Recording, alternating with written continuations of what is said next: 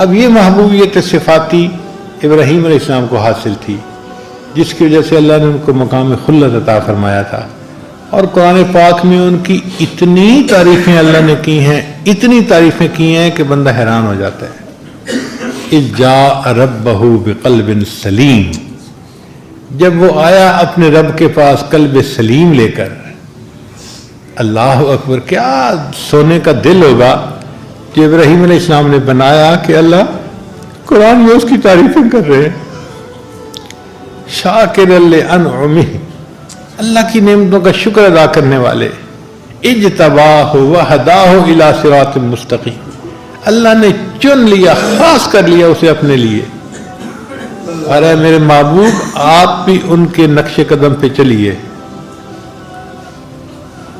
ایک جگہ فرمایا وَإِبْرَاهِيمَ الَّذِي وَفَّى، اور وہ ابراہیم جس نے اللہ سے وفاداری نبھا کر دکھا دی۔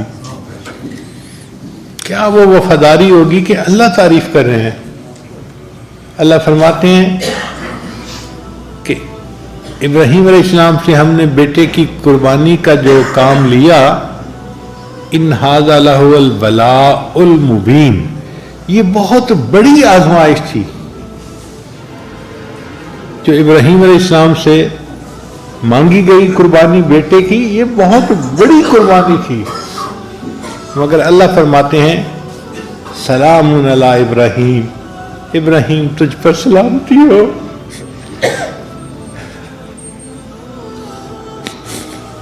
ابراہیم تو جیتا رہے، ہماری زبان میں اس کا ترجمہ یہ بنے گا، اب جیسے کسی بچے سے خوش ہوتے ہیں نا تو عورت دعا دیتی ہے، اے بیٹے تو جیتا رہے، سلام علی ابراہیم، بالکل یہی مانے، ابراہیم تو جیتا رہے، تو نے کتنی بڑی قربانی دی۔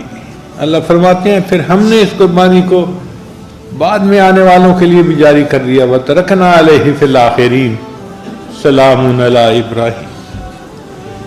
تو ابراہیم علیہ السلام سے اللہ کو جو تعلق تھا، ابراہیم علیہ السلام کو محبوبیت صفاتی کا تعلق تھا، اللہ نے ان کو اپنا خلیل بنا لیا۔ تو نبی علیہ السلام کے دل کی تمنا تھی کہ یا اللہ، محبوبیت ذاتی تو آپ نے مجھے اپنی رحمت سے عطا فرما دی، اب میں دنیا میں ایسا بن کے رہنا چاہتا ہوں کہ مجھے محبوبیت صفاتی بھی نصیب ہو جائے، تاکہ چیز اپنے کمال کے درجے تک پہنچ جائے، اجماع ہو جائے محبوبیت صفاتی اور محبوبیت ذاتی کا۔ تو نبی علیہ السلام نے یہ درود شریف پڑھا، اللہم صلی علی محمد وعلی آل محمد کما صلیت علی ابراہیم وعلی آل ابراہیم انک حمید مجید۔ پھر پڑھا اللہم بارک علی محمد وعلی آل محمد کما بارکت علی ابراہیم وعلی آل ابراہیم انک حمید مجید۔ تو یہ اصل میں نبی علیہ السلام اس کمال کو پسند کرنا چاہتے تھے، یعنی نبی علیہ السلام چاہتے تھے کہ میری حقیقت محمدی جو ہے وہ حقیقت احمدی کے ساتھ متصل ہو جائے۔ آپ کا نام محمد اس دنیا میں تھا، آخرت میں آپ کا نام احمد ہوگا۔ تو نبی علیہ السلام کی حقیقت کے دو پہلو ہیں، ایک ہے حقیقت محمدی اور ایک ہے حقیقت، جو حقیقت محمدی تھی وہ تمنا کرتی تھی کیا میں اللہ کا شکر گزار بندہ کیوں نہ بنوں، اللہ نے تو گناہوں کے معاف ہونے کا وعدہ فرما دیا۔ تو نبی علیہ السلام فرماتے ہیں افلا اکون عبدا شکورا، کیا میں اللہ کا شکر گزار بندہ نہ بنوں۔ وہ جو حقیقت محمدی تھی وہ تڑپتی تھی کہ کاش میں عروج حاصل کروں حتیٰ کہ حقیقت احمدی کے ساتھ وصل ہو جاؤں۔ اس لیے نبی السلام مجاہدہ فرماتے تھے، مشقت اٹھاتے تھے، دین کی خاطر آپ نے بہت قربانیاں دی۔ اور امام ربانی مجدد ثانیہ نے اپنے مکتوبات میں لکھا ہے کہ نبی علیہ السلام نے جو امت کو دین سکھایا اور امت نے نیکیاں کی، اب اس کا ثواب نبی علیہ السلام کے اعمال نامے میں بھی گیا نا، الدال علی الخیر کفاعلہ، تو یہ ثواب نبی علیہ السلام کے بھی حصے میں گیا۔ اور یہ اتنا ثواب کہ مجدد صاحب فرماتے ہیں کہ نبی علیہ السلام کے پردہ فرمانے کے 1000 سال کے بعد حقیقت محمدی کو عروج حاصل ہوا اور وہ حقیقت احمدی کے ساتھ متصل ہو گئی۔ اب نبی علیہ السلام کی دونوں حقیقتیں ایک ہیں۔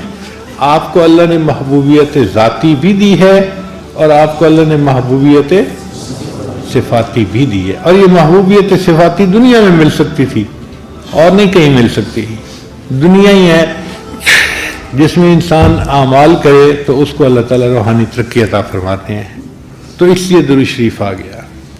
اب درود شریف کے بعد پھر دعا سکھائی گئی، تو دیکھو کتنی خوبصورت دعا، رب اجعلنی مقیم الصلاۃ ومن ذریتی ربنا وتقبل دعا ربنا اغفر لی ولوالدی وللمؤمنین یوم یقوم الحساب۔ اب آپ سبحانک اللہم سے لے کے یوم یقوم الحساب تک دیکھیں کیا خوبصورت مضمون ہے نماز میں۔ اور اگر انسان کو ان معنی کا اندازہ ہو اور پتہ ہو کہ میں اپنے رب کے سامنے کھڑا ہوں، تو انسان اپنی نماز کو انجوائے کرتا ہے۔ اس لیے نبی علیہ السلام فرماتے تھے قرۃ عینی فی الصلاۃ، میری آنکھوں کی ٹھنڈک نماز میں ہے۔ نبی علیہ السلام اس لیے فرماتے تھے ارحنی یا بلال، بلال اذان دے میری آنکھوں کو ٹھنڈک پہنچا دے۔ نبی اسلام نماز کے وقت کا انتظار کیا کرتے تھے، صبح پڑھتے تھے نماز ظہر کا انتظار، ظہر پڑھتے تھے عصر کا انتظار، عصر پڑھتے تھے مغرب کا انتظار، مغرب پڑھتے تھے عشاء کا انتظار۔ مومن یا تو نماز پڑھ رہا ہوتا ہے یا نماز کا انتظار کر رہا ہوتا ہے، اور واقعی یہ نماز اتنی اعلیٰ عبادت ہے کہ جو نماز سے ملتا ہے وہ کسی اور نماز سے نہیں مل سکتا، کسی اور عمل سے نہیں مل سکتا۔ امام ربانی مجدد ثانی رحمۃ اللہ اپنے مکتوبات میں لکھتے ہیں کہ جو لوگ قوالیاں سنتے ہیں اور مست ہوتے ہیں اور بھنگڑے ڈالتے ہیں، یہ بیچارے وہ لوگ ہیں جن کو نماز کی حقیقت کا پتہ ہی نہیں ہے۔ اگر ان کو نماز کی حقیقت کا پتہ ہوتا تو یہ اس طرح موسیقی کے اوپر مست نہ ہوتے اور بھنگڑے نہ ڈالتے، بلکہ ان کو رکوع اور سجود میں وہ مزہ نصیب ہوتا جو دنیا میں کسی اور طریقے سے مزہ نصیب ہو ہی نہیں سکتا۔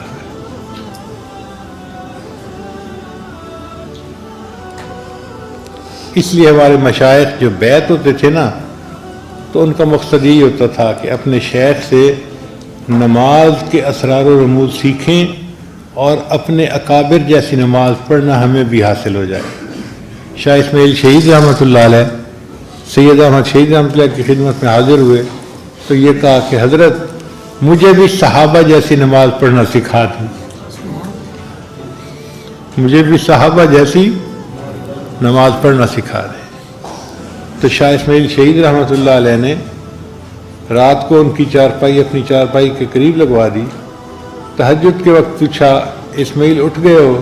حضرت اٹھ گیا ہوں، جاؤ وضو کر کے آؤ۔ وہ کہتے ہیں کہ میں گیا اور وضو کر کے آیا۔ پوچھا وضو کر لیا؟ حضرت وضو کر لیا۔ تو فرمایا اچھا اللہ کے لیے 2 رکعت پڑھ لو۔ وہ فرماتے ہیں کہ شاہ سید احمد شہید رحمۃ اللہ نے یہ جو لفظ کہا نا کہ اللہ کے لیے 2 رکعت پڑھ دو، اس نے میرے دل کا تالا ہی کھول دیا۔ میں نماز میں کھڑا ہوا، میرے آنسو نہیں تھمتے تھے، وہ تالے کھل گئے تھے، اور اس دن میں نے پہلی مرتبہ ایسی نماز پڑھی کہ مجھے گمان ہوا کہ شاید صحابہ ایسی نماز پڑھتے تھے۔ اس نماز کو ہمیں سیکھنا چاہیے اور اس کو ایسے پڑھنا چاہیے کہ اللہ کو پسند آ جائے، ہماری نماز اللہ کو پسند آ جائے۔ اس لیے ساجد نے آپ حضرات کی خدمت میں آج نماز کے بارے میں چند باتیں عرض کر دی۔ علامہ اقبال نے بہت عجیب شعر کہا ہے، عشق اگر تیرا نہ ہو میری نماز کا امام، میرا قیام بھی حجاب میرا سجود بھی حجاب۔ اللہ کا عشق جو ہے وہ ہماری نماز کا امام ہو، پھر نماز نماز ہوگی۔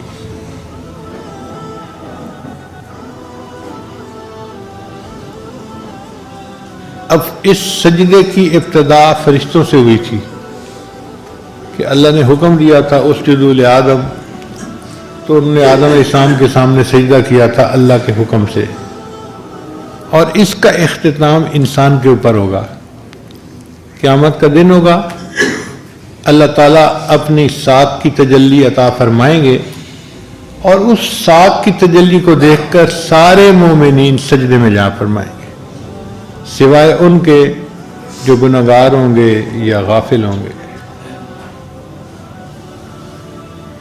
مگر فرق یہ ہے کہ وہ جو قیامت کے دن کا سجدہ ہوگا نا، وہ شہود کا سجدہ ہوگا۔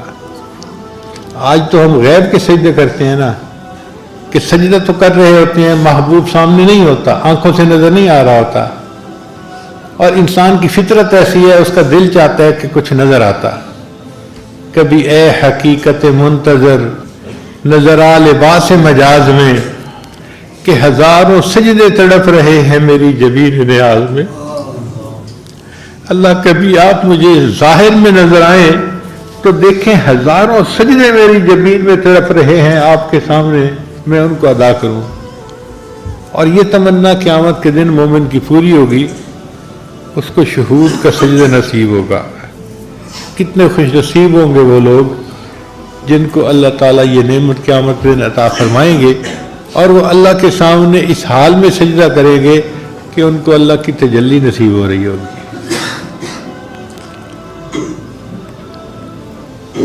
میری زندگی تو فراق ہے، رگ جاں سے لاکھ کری سہی، وہ نگاہ شوق سے دور ہے، رگ جاں سے لاکھ کری سہی۔ شاعر کہتا ہے کہ اللہ تیرا بیت اللہ دیکھنے کا موقع تو ہمیں نہ مل سکا کہ ہم جاتے تو بیت اللہ کے سامنے جا کے سجدے کرتے، چلے ہم یہیں سجدہ کر لیتے ہیں۔ تیرا در تو ہم کو نہ مل سکا، تیری راہ گزر کی زمین سے ہی، تیرا در تو ہم کو نہ مل سکا، تیری راہ گزر کی زمین سے ہی، ہمیں سجدہ کرنے سے کام ہے، جو وہاں نہیں تو یہیں سے ہی۔ اللہ ہم نے تو سجدہ کرنا ہے نا، اگر نہیں زیارت نصیب ہوئی تو کوئی بات نہیں، ہم یہیں پہ سجدہ کرتے ہیں، مگر اس طرح کرتے ہیں جیسے آپ ہمارے سامنے ہیں۔ سر طور ہو سر حشر ہو، ہمیں انتظار قبول ہے۔ اے اللہ آپ اپنے دیدار کا وعدہ تو کرے نا، طور پہ کرواتے ہیں تو اس کا بھی انتظار کر لیں گے، اور حشر کے دن کا وعدہ کرتے ہیں تو ہم اس دن کا بھی انتظار کر لیں گے۔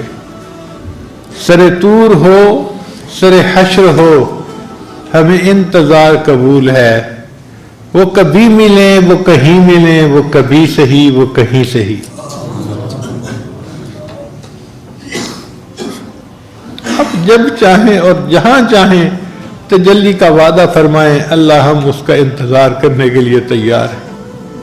اللہ تعالی ہمیں بھی اپنے ان خوش نصیب بندوں میں سے بنائیں جن کو جنت میں اپنے رب کا دیدار نصیب ہو، اور وہ اس نعمت سے فیض یاب ہوں۔